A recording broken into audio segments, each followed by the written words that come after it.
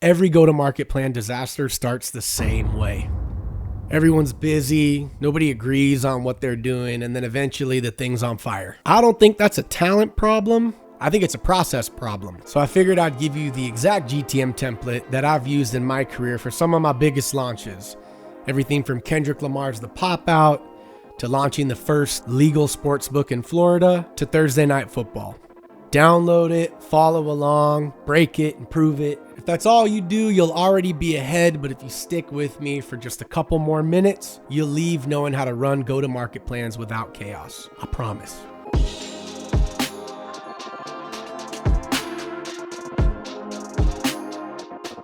So here's what actually breaks go-to-market plans, or as we'll call them, GTMs. Teams confuse activity for strategy. They think that by getting started immediately, they're building something. And I know this sounds obvious, but oftentimes it's not. In the moment, the pressure's on. People want to move fast. They want to show that they're doing a good job. I think the intention comes from a good place, but jumping straight into tactics without doing some of the upfront work, often a lot of which is time consuming and challenging, is the wrong move. From the outside, it looks like people are busy and doing work, but underneath, if you ask 3 basic questions, why are we doing this? What are we trying to do? And who is it for? You're gonna get a different answer from everyone. And if those answers are fuzzy, it's likely that everything else underneath it is just stuff pretending to be strategy.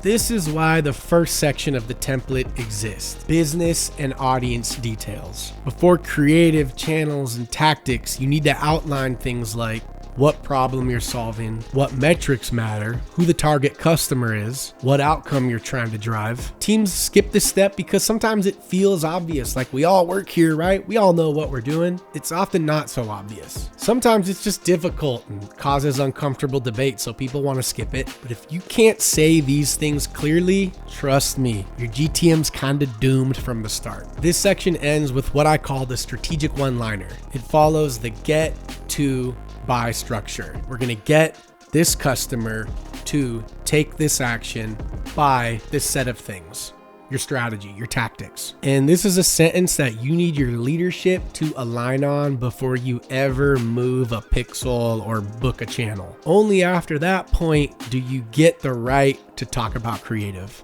I'll be honest, I hate brainstorms, man.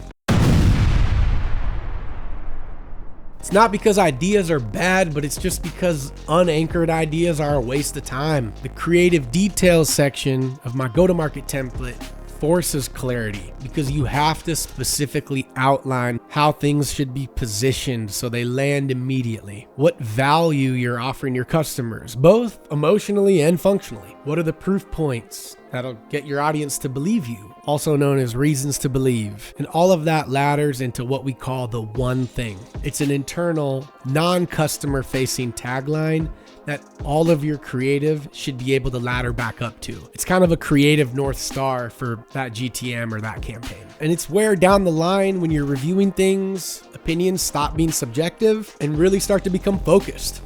Now, execution. This is where most GTMs randomly become like spreadsheets or checklists. That's not a GTM. And it's also the part that most teams skip to and just start with this. Don't do that either. Do what we did. We just got here after a ton of upfront work. Really important upfront work. Because now we can put it all together. Now we can tell the story with cohesion. We have all the components. Definition on what we're doing. So that's the campaign or the idea or the thing that we're offering. We can sequence it into phases where each phase has a job, or we can layer in our experimentation at this point so it's not an afterthought, it's intentional. And then we map the full rollout. It's like the moment by moment rollout. What channels are launching when, what creatives going live, the campaign moments from launch through to retention. Just make sure you don't start here, end here. Now this part is boring, but it's where GTMs live or die. It's the internal mechanics that decide if this GTM's ever gonna make it out of a deck and into the real world. Ownership, timelines, budget, risks and dependencies. Don't ignore or rush these things. Take the time to build them out and then roadshow them. Parade these around your department because there's nothing worse than finding out a key resource actually doesn't exist 2 weeks before you need it. I've been there. I do not recommend it. So, okay, cool template, man. No. Here's what happens when teams actually use this template. Meetings get shorter. We can all be happy with that. Debates get sharper and they have actual outcomes. You're not just arguing for argument's sake. Unless you like doing that, which go join the debate club, but that's not what we're here for. Creative improves, campaigns perform better. It's kind of the most important part. And less tears, more smiles. You might actually find that you enjoy your work. Trust me, GTMs can be fun. The template's not going to make you brilliant. Your team still has to think, but it will remove the chaos that most teams just kind of accept these days as normal. And in 2026, we are not normalizing chaos. So again, download it, use it, break it, improve it.